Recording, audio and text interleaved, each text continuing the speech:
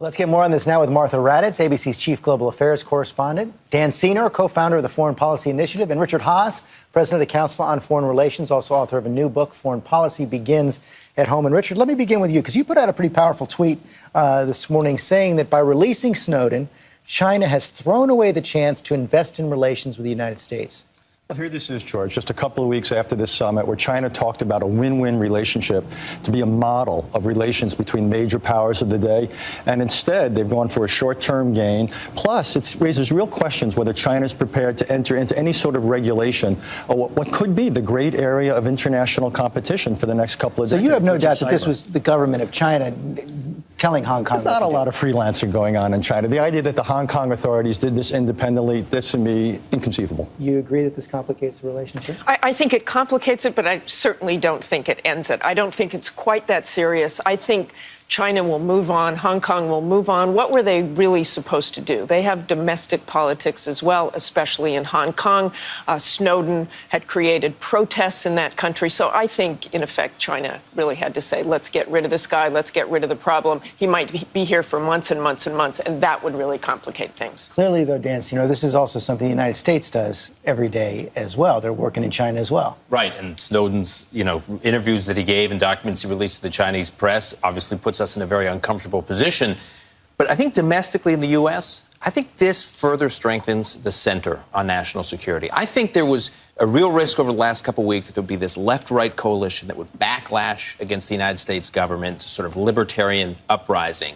And I think Snowden just traveling around the world, flying to these anti-American capitals, behaving the way he's doing, further strengthens. I think the center is holding right now in the U.S., and I think that's a positive development. How about the great irony here that he's complaining about the United States and all these things the United States is doing wrong, and he might end up in Venezuela? Good luck, pal. Right. But one of the stunning things from we just heard from General Alexander, Richard, is that, he conceded, yeah, those alarm bells didn't go off. And I think a lot of people shake their head and go, how could this possibly happen?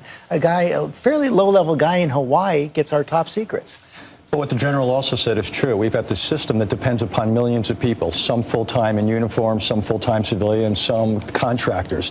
And there's always going to be a couple of weak links, and we're vulnerable to that, and there's no way to ensure the security when you've got all these individuals, particularly so many people in the tech world, as Dan said, come at it with this libertarian ethic that big government is bad, individual privacy is paramount no matter what. But the fact that, look, so many people in media and elsewhere call this guy a whistleblower. He's not a whistleblower. He's a felon. He has endangered the lives of Americans. And I think this story is beginning to turn, and that's important. And the majority of Americans, as you point out, do believe he should be prosecuted. Martha, I want to turn now. You're just back from Jordan, and we're learning where the United States has been in a training exercise for possible military operations in Syria, some kind of military intervention in Syria. It does seem pretty clear right now that the U.S. is committed to helping the rebels in a way that levels the playing field with Assad's forces. Well, I think what has been going on for a while is the CIA has been helping train the rebels on heavier weapons. I think you'll see much more of that.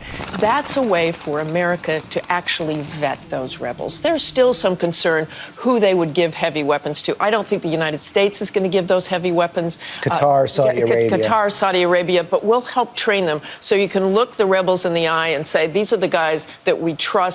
It's as much as we can do at this point to try to change the balance there, because the small arms will really not change the balance in any way. And you've got such a huge problem, which I saw with the refugees, 500,000 in Jordan. That is unsustainable. Question, Dan Senor, is it too late? I don't think it's too late if we do more than just arming the rebels. The big question will be whether or not the administration at some point is prepared to do some sort of bombing campaign of Syrian airfields. It's the air landing strips that enable Assad's government to move chemical weapons around, move troops around, receive arms from Iran. Unless those airstrips are taken out, arming the rebels, I think, will have limited impact. But if you go that far, Richard Haass, is there any way to limit our involvement once we begin trying to implement some kind of a no-fly zone or bomb the airfields? That's why I don't think we should go that far. But what we should do is do the max, if you will, an indirect help. And that's why we should be providing these guys serious anti-armor, serious anti-aircraft support. But I don't think we want to go beyond that into direct military involvement. Syria is just one thing we've got to worry about. We've got a much bigger issue in the Middle East coming down the pike, which is Iran. Plus, we've got all sorts of issues in Asia with China. Plus, we've got the domestic challenges here at home. We do not want American foreign policy to be grabbed totally by events in Syria.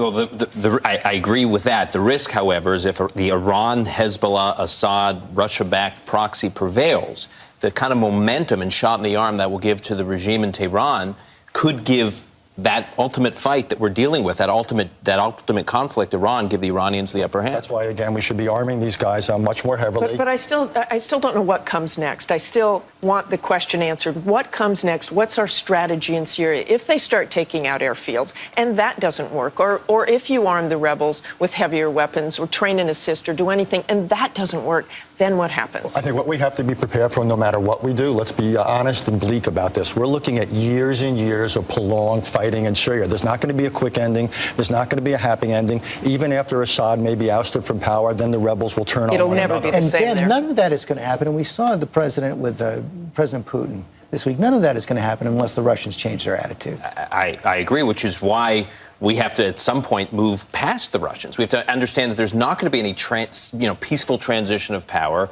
because it seems to me Putin's vetoed 3 UN Security Council resolutions on Syria. He's watered down many more. The idea that we're going to get cooperation from Putin is unrealistic.